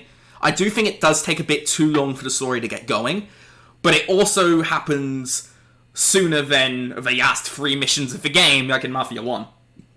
Yeah, and by the time the old country also has this problem, by the way, but we'll get into that. When they're getting affiliated in Mafia 2 is when it really starts to ramp up, which I think is like mission 5. So, kind of, because like you start off with the robberies. It's after the robbery you do where you have to break in and steal the gas stamps. After that's when it just ramps up. Because then you get into the drug stuff, you get into But doesn't he get sent to right? prison at chapter 6? I think so, and prison's actually a good chapter. That's actually a really good chapter, yeah. I will say the melee combat system's, like, okay. Like, by far the best melee combat of the franchise is in Mafia 2. Which is crazy for a game that came out, like, 15 years ago. Yeah. The melee... we're gonna get into melee combat when we talk about Old Country, because, my god. But the Mafia 2 melee is okay, but the gunplay is dog shit. It's really bad. And because I will say the gunplay is so bad, and it's such a core pillar of the game, that I would put Mafia 1 Definitive Edition over it. Because the gunplay in Mafia 1 is serviceable. It's okay. It's not great, but it's okay. Do you want me to go full copium? Yeah, go ahead. As a Mafia... Yeah, it's because he's in a suit, and it's hard to move around Oh in a suit, so my it's gonna be harder to god! shoot. World record numbers of copium! How come, it's just how come realism. James Bond can shoot well, then? Because James Bond's a fictional character, and Vito's my granddad. Oh yeah, fucking Yeah, Italian yeah. cunt. Yeah, can you imagine if I was Italian? How's Internazionale doing? Internazionale! You're not gonna Dude, get could you it. imagine if I was Italian? I'd be fucking insufferable. Oh, as opposed to now? Yeah, I'd be more insufferable. Dude. Every Not sure 5 that's possible, minutes, but okay, mate. I'd be fucking macking down on Gabagoo right now. Oh, the Mafia footage in the background is Old Country, and it's the part where I just stunlock this dude in the background. Dude, let's get into Mafia: The Old Country. Yeah. I will. I remember the beginning of that game and the end of that game, and the middle part is just a bunch of dog shit. Yeah, well, I do want to quickly finish on Mafia 2. I think it's the best story in the franchise, and I think the gameplay has some very neat ideas with the speed limit and the stuff, but I do think even, like, the main story feels kind of unfinished, because it feels like the game ends quite abruptly.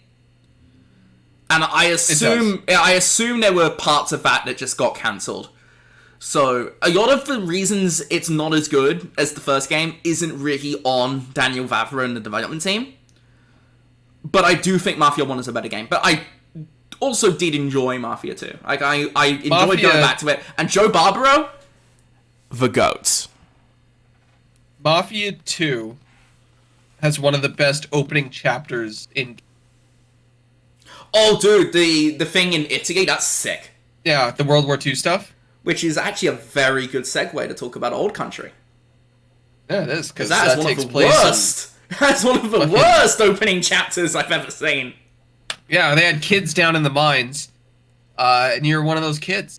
Yeah, let's talk about Old Country, because I was actually kind of excited for this, because, like I said, Mafia 1, 2, and 3, I didn't replay 3, so we won't go into it. But they're all kind of, like, 7 out of 10, but in a charming way. Yeah, a good 7. Yeah, they're a good 7. So I was, like, quite excited for the Old Country, because it's like, okay, maybe now's the time they're finally gonna raise the bar a bit, you know? I think they actually lowered it. I don't think it's as good. It is also like a 7 out of 10, but it's a more derogatory Assassin's Creed Shadows type 7 out of 10. That shit's a 4, dude. We've had discussions about Shadows, that's not the point. One thing I will say, story, I thought was, like, very generic. Like, up until the ending chapter, where they did actually take some risks, and I did quite like the ending chapter. But up until then, it just felt like a Mafia 1 remake in a lot of ways. It felt like the things that were happening were just bar-for-bar retreads from Mafia. It was a very Mafia standard, definitive. It's just stale, standard. Yeah, very standard story, so and safe. to the point when what's her name shows up, Isabel? and they look at each other from across the fucking yard. Oh, you just know they're gonna fuck. I just said out loud. I said out loud, and my girlfriend's sitting right there. I'm just like, "Don't fucking do it, you idiot! You got a good thing going." She's like, "It's a love story." I'm like, "No, he's gonna fuck it all up. It's gonna get fucked up." Yeah. And sure enough, it's just a fucked up situation, and it's like, great. It's a standard fucking mafia story. Yep. And there's parts of it like they do the car race. And that car race is so scripted, by the way, because you can literally reset checkpoint mid-race. It is impossible to use that car race. But they have like the car race. They have the scene where you're just going around collecting debts. They have the scene where they have so many scenes that feel ripped bar for bar from Mafia 1. Yeah. And it just feels like Mafia 1 in a different setting, which is not really what I wanted. I wanted them to do something different with it. Particularly given that the different setting of Italy gave them a real opportunity to kind of innovate with the franchise a bit. But they didn't do that. Also, performance is awful. Oh, it's performance is bad. So many crashes, dude. I did not have any crashes. But I was playing on the PS5 Pro, and there was really bad pop-in and really bad frame rate. There was a lot of sections where just nothing loaded properly, so everything just kind of looked like an N64 game. It never got that bad, but it did get pretty bad. Multiple crashes. The final chapter, I had like 6 crashes. Oof. Yeah, okay, I had 0 crashes. Like, that was not an issue I had. Okay, here's one. The final cutscene of the game, it crashed halfway through. Oof. Did it make you redo the final boss? I ended up just watching it on YouTube. So you didn't even finish the game, technically?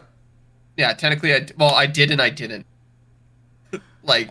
Yeah, and we won't go into spoilers. I know we said we were going to do a spoiler cast, but there's not much to talk about beyond the final chapter. I will say, I think the final chapter is actually very cool.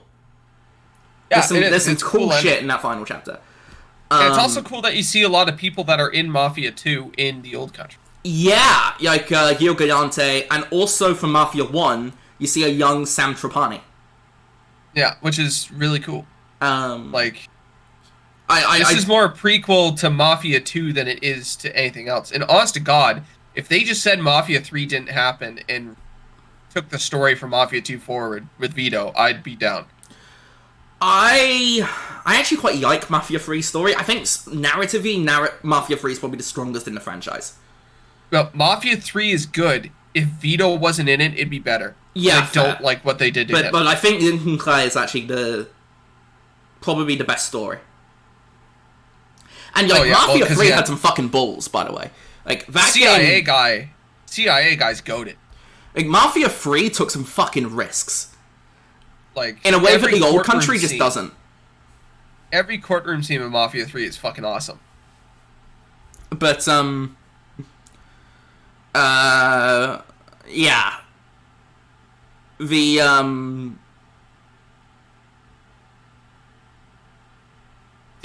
The knife combat, so bad.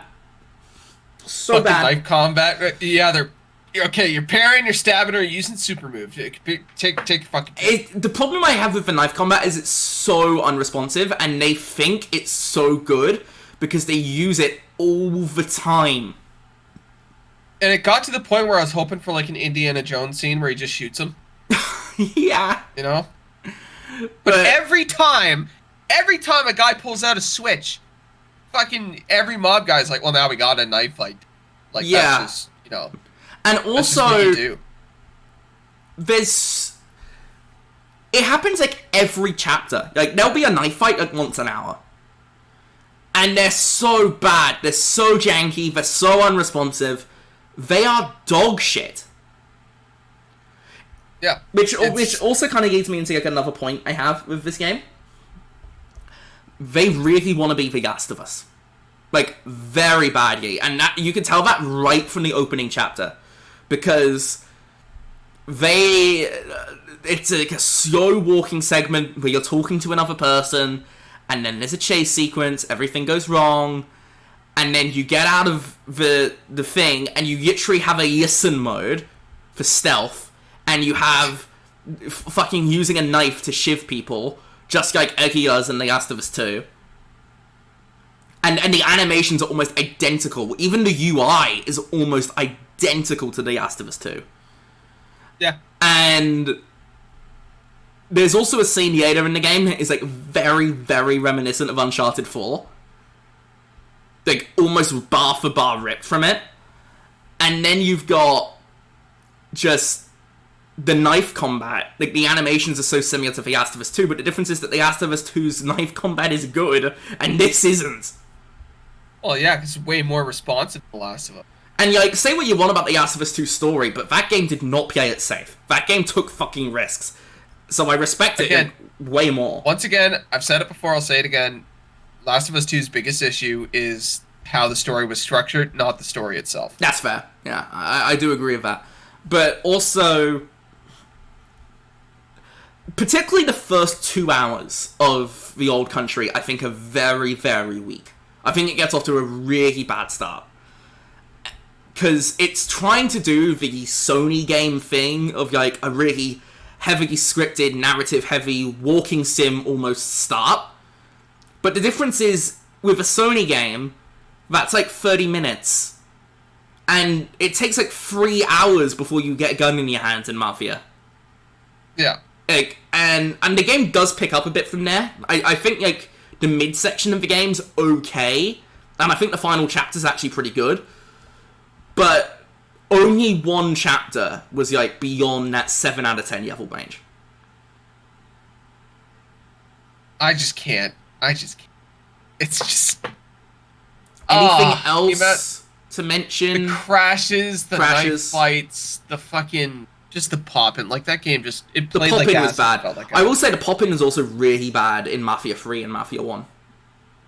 Remake. So I think just Hangar 13 was just very lazy with popping.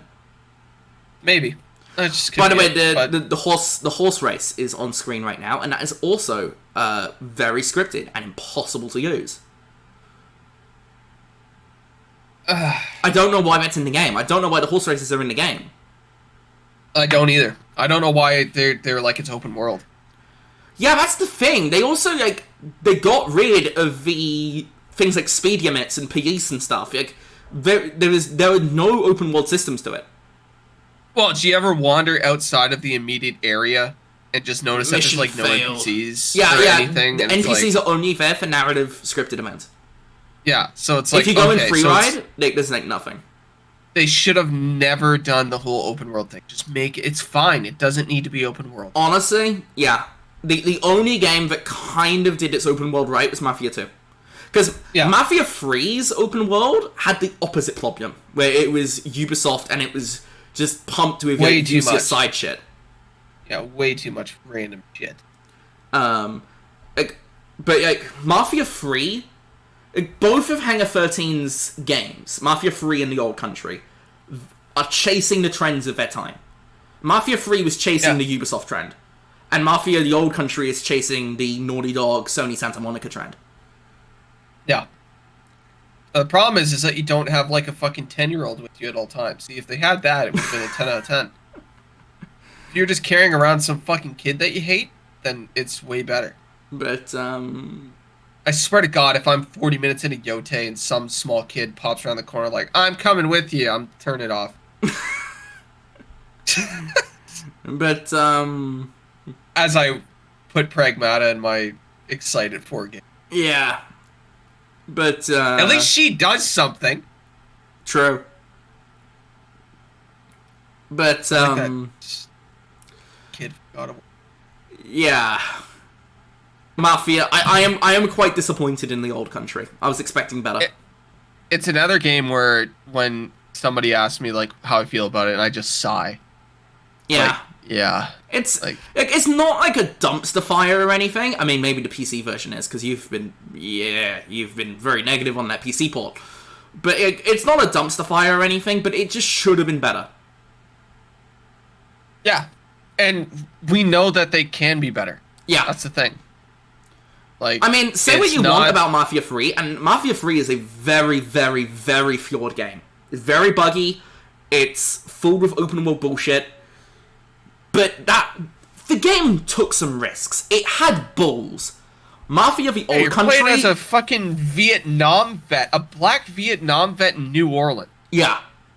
And that game With a is CIA handler. That game is not afraid to tackle race. At all. No. Like, there are some drug smuggling, race relations, like there are some genuinely hard-hitting political moments in that game. Yeah, very good game. Story-wise, the rest of it kind of sucks, but it's worth playing just for the story. But also, the game is the one Mafia game that actually had decent DLC. The DLCs in Mafia 3 were actually okay. Yeah, I agree. But the Old Country doesn't find its balls until there's 20 minutes to go. And by then, it's just basically an epilogue. Yeah. And I'm not going to get into this, because we did say in the past we were going to do a spoiler cast on the Old Country. I don't think we're going to do that now, because there's nothing to talk about except for those last 20 minutes. Yeah, we said that earlier. It's just the same game. Anyway, we only have 25 minutes to go, and I do want to talk about this, so... I don't even think I recommend Mafia the Old Country, to be honest. No. Yeah. I wouldn't give it a thumbs down. It would be like a mixed... You know Skill Up Scale, where he'll have like a mixed thing? It will just be like review. Like avowed review, rather than like I strongly recommend or I do not recommend. Yeah, see, that's why it would be a middling on my scale. Because my fucking title would be "This shit's a 4." Honestly, there's more than enough YouTubers that use inflammatory titles. You'll be okay. This shit's a 4 out of 10. I think that's harsh. Like I don't think. I mean, maybe the PC port, because you had a really bad experience on PC. I gave it a 7. The technical state is brutal. The story is fucking bog standard. The gameplay sucks ass. The gunplay is okay. Gunplay is okay. It's not good, but it's okay. 20 minutes at the end does not just... It happened again!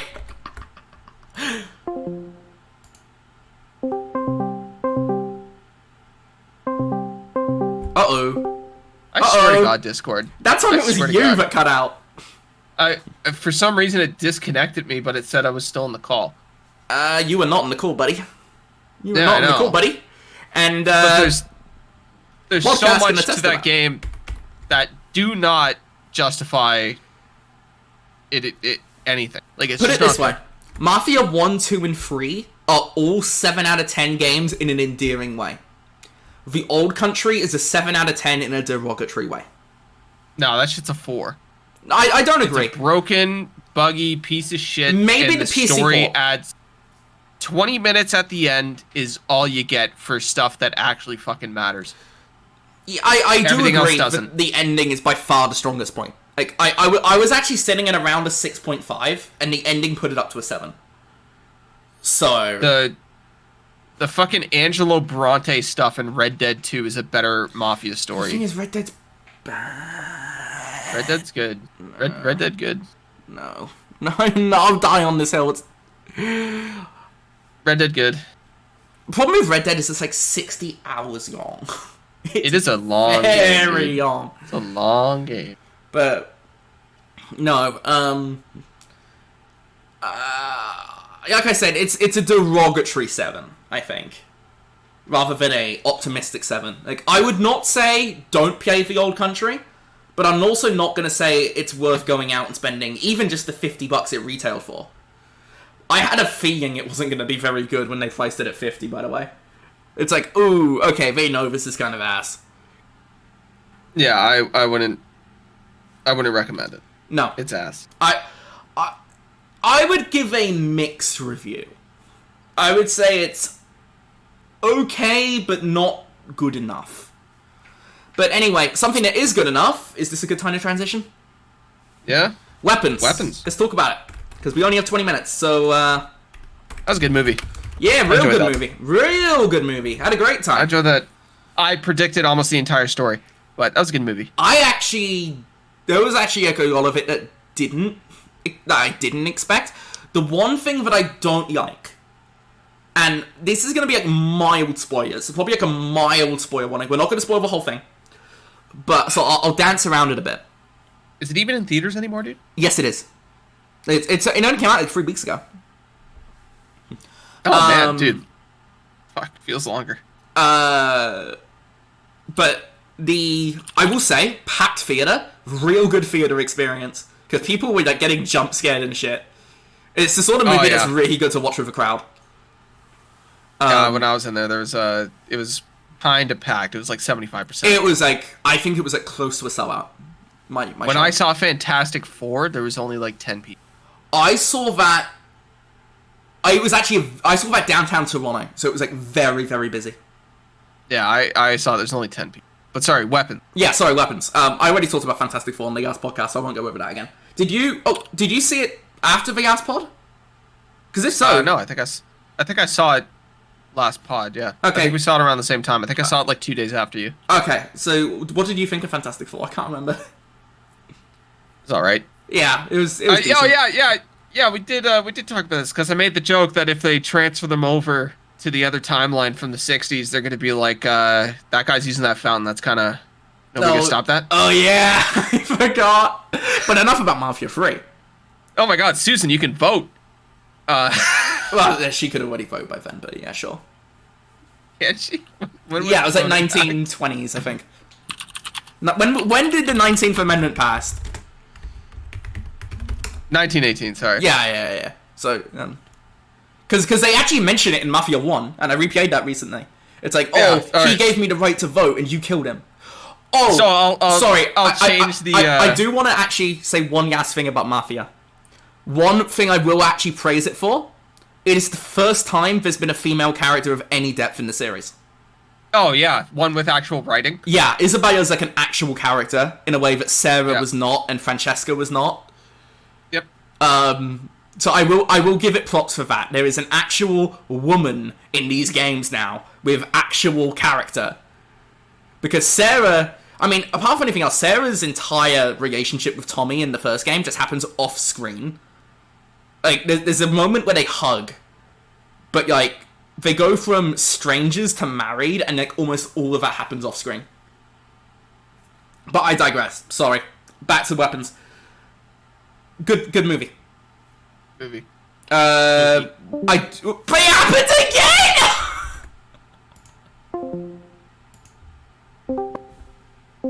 I swear to God, Discord. For fuck's sake. Why is it so bad today? I don't know. Discord's been like this the last few days, actually. But no. I was playing League last night. We got disconnected like 4 times. As I was saying. Did you get spooked? What spooked you the most? There were a couple of jump scares that got me, I will say. Yeah. Do you watch a lot of horror movies? I have a very high tolerance for horror movies. It is very rare that a horror movie gets me. This one got me a couple of times. Yeah, I got caught a few times. We'll say, the woman sat to my left got like 20 times, which was kind of funny. Dude, my girlfriend watched the movie through my fucking jacket. The one issue I do have is the thing is a very obvious allegory for school shootings, right? Very, very not subtle. There's literally a point where one of the dads has a dream and he sees an AR-15 in the sky. I mean, just in case you don't know exactly what this is an allegory for. The fucking director came out and he's like, yeah, no, it's not, like, it doesn't mean anything. It means whatever you want it to mean. And I was like, dude, just say it. It's like, very obviously, he just doesn't want to get in trouble, politically. Yeah, I'm like... It's very obviously an allegory for school shootings. Which is why I have a bit of a problem with the ending. And I'm not going to get into specifics, but I think the ending is way too much of a crowd pleaser given the subject matter. Well, at the same time, I thought the ending was okay. I thought it was a little bit too, oh, the good guys win, and oh, we got him. Or... Well, it can also be just talking about the overreaction that some people have to things that happen to kids. Sorry, what? Like, it could just also be talking about the overreaction that people have to things that happen to their kids. So by the time it's all said and done, and, like, I can't really spoil the ending here, but, no, like, you know what happens in the ending. Yeah, I know what happens. If you know, like, you know. Yeah, but like once it's all like said and done, it's like, yeah, this was the thing that was going to cause this, and it's gone now.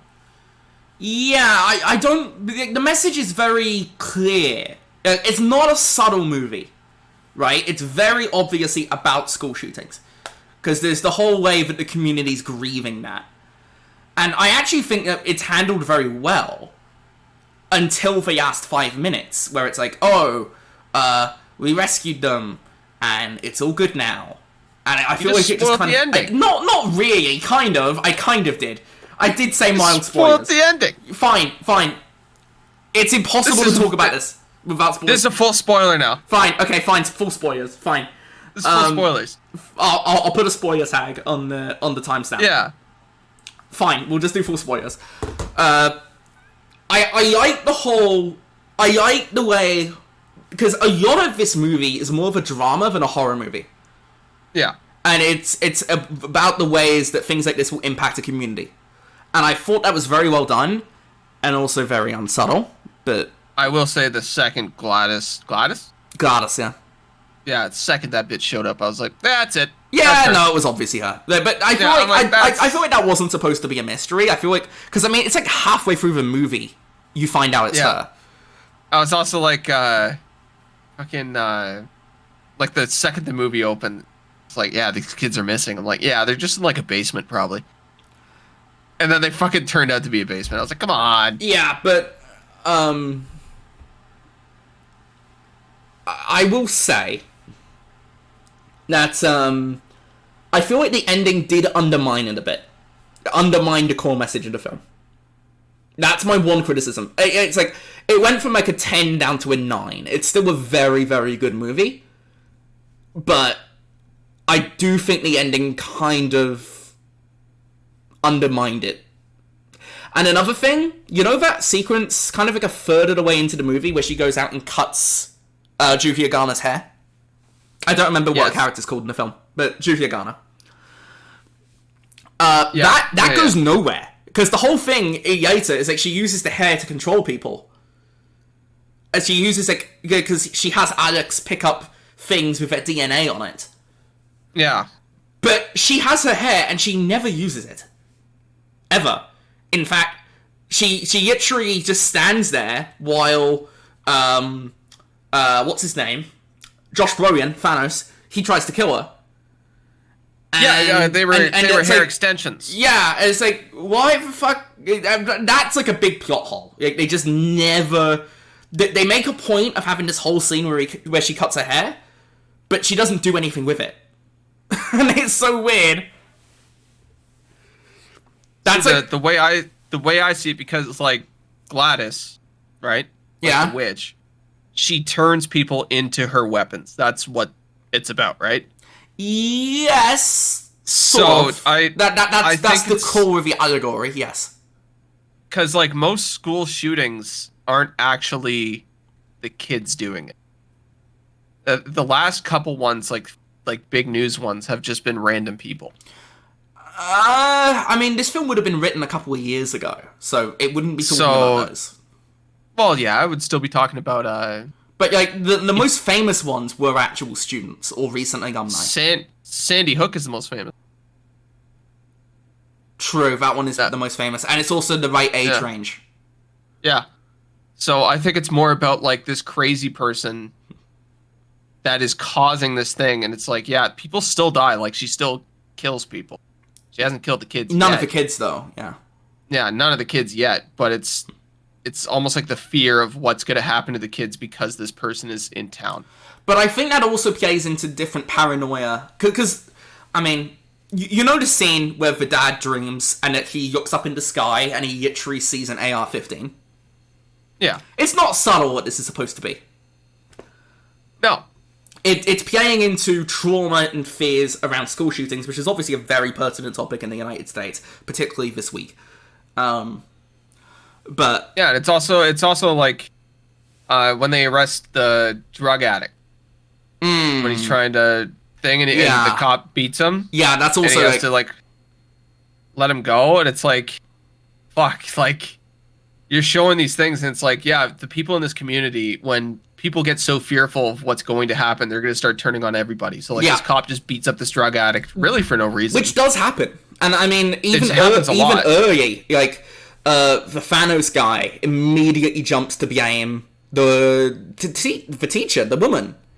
Yeah, and so it's almost like playing on the fear of what's going to happen more than what actually has happened. Yeah. I think that's very true. And like I said, I did actually really enjoy the character drama aspects of it. I thought that was actually the strongest part of the movie, more so than the scares. Honest to God, this might be a movie about blaming something, trying to find something. It's a movie about blame. trauma, and that is a part of trauma. And like having a fucking magical witch be the fucking issue, like at the same time, yeah, sure, witch is gone or whatever. But Ding dong, the bitch is dead. Like there's still the fear there. Like it could still just happen again. But my real issue with the ending is that it was basically everything ends up okay. Yeah, the kid moves and the other kids are just back, right? Yeah. And it's like, oh, he saved the day. Good job, Yad. And it's like, I feel like that kind of, given that the whole thing is an allegory for school shootings, I feel like it kind of worked against its own message a bit. And that's just how I feel. But yeah, I could see it. But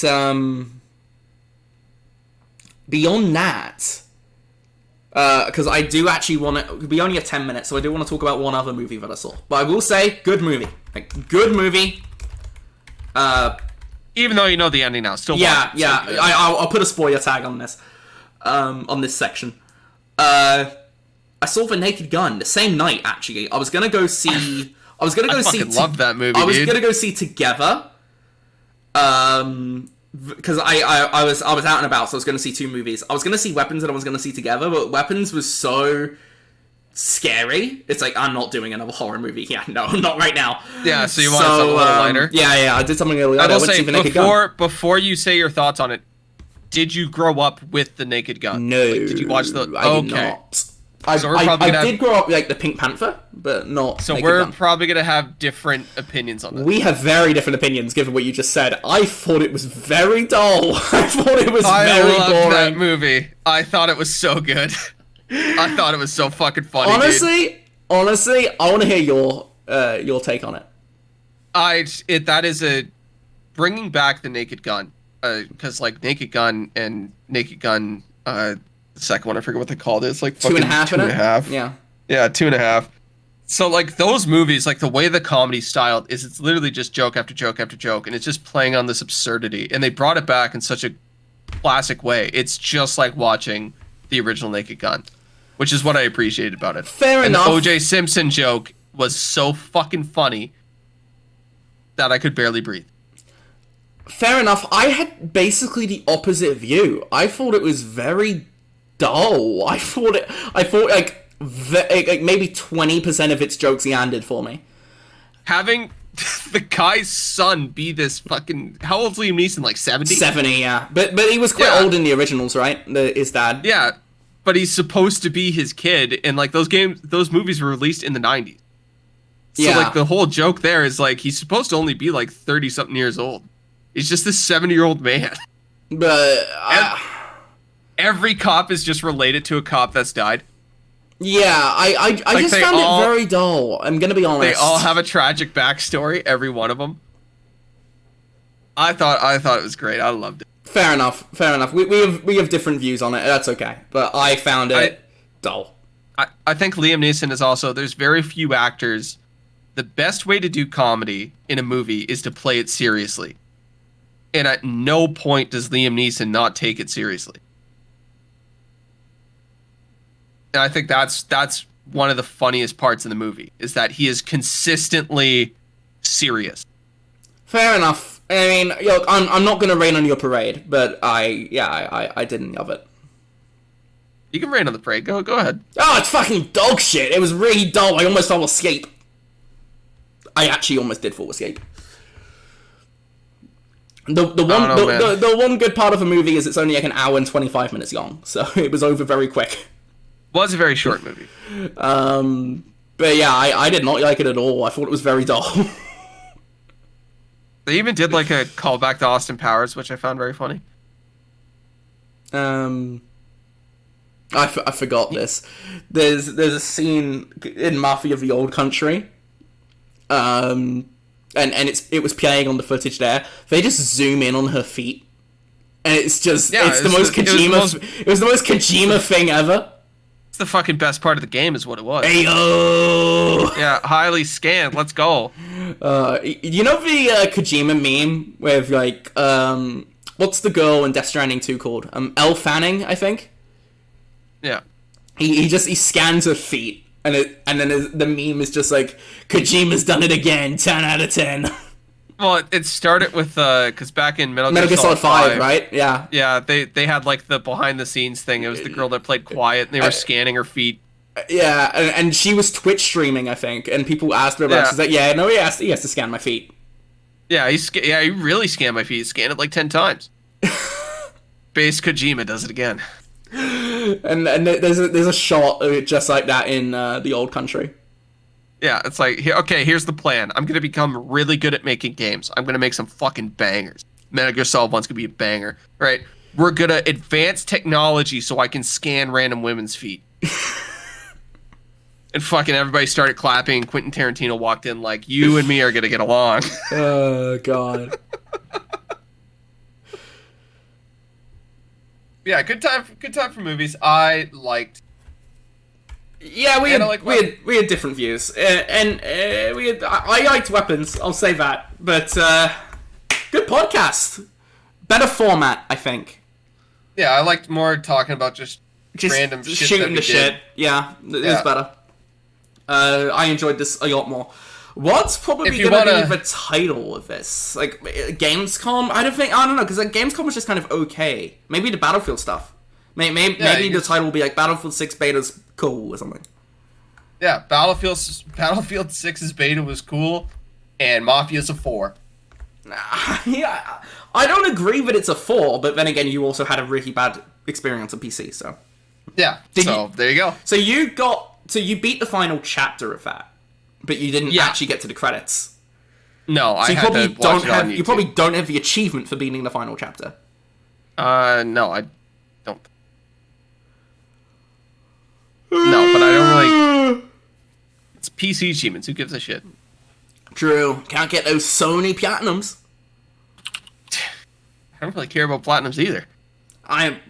Honestly, I didn't care about achievements when I was mostly an Xbox guy, but Platinums have kind of got me. Yeah, I don't know. I spent so long in the Xbox ecosystem that I just stopped caring about... Yeah. Anyway, you gotta go soon, right? Else, really. Yeah, I gotta bail. Alright. So, thank you guys for listening to this podcast, and like I said, it could be less frequent, so it might be like another month before the next one, because I'm gonna be doing college, so... Yeah. Big life changes in a minute. But, have fun. Enjoy it. Thank you. I hope I do. I gotta do something different, you know? Yeah. Hey, college is gonna be fun, man. Yeah, I hope so. And, yeah, alright. We'll catch you guys on the next one. Thank you for listening to the podcast. Peace out.